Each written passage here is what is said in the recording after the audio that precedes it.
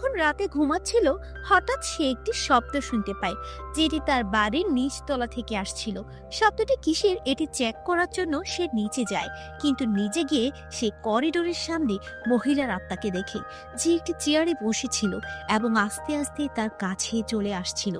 আলিন তাড়াতাড়ি দরজা খুলে সেখান থেকে যাওয়ার চেষ্টা করে, কিন্তু কোনোভাবেই সে দরজাটা খুলতে পারে না। তখন হঠাৎ করে মহিলাটির ভয়ানক আত্মা তার সামনে চলে আসে। কিছুক্ষণ পর সে দেখে যে সে এখন নিচে ফ্লোরের উপর পড়ে আছে এবং তার সামনে তার নানি এবং নানির নার্সের আত্মা খাটের উপর বসে তার দিকেই তাকিয়ে আছে।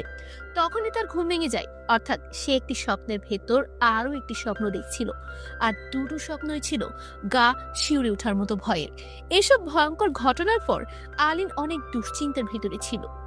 তখন আমাদেরকে ছবির শুরুতে দেখানো সেই পুরনো বাড়িটার ভেতরের একটি ঝলক দেখানো হয়। তার বাড়ি ফেরার পথে রাস্তায় একটি জায়গাতে গাড়ি থামায়, কারণ সামনে সে কিছু লোককে দেখে ভয় পেয়ে যায়।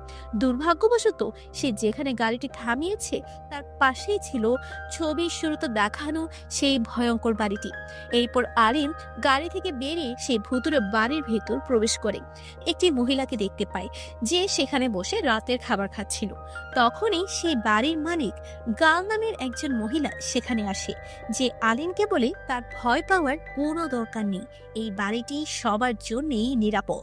এবার সে মহিলা আলিনকে নিয়ে উপরে যাচ্ছিল, তখনই আমরা এলাচির দৃষ্টি থেকে এই দৃশ্যটি দেখি, অর্থাৎ এলাচির আত্মা ও তার উপর নজর রাখছিল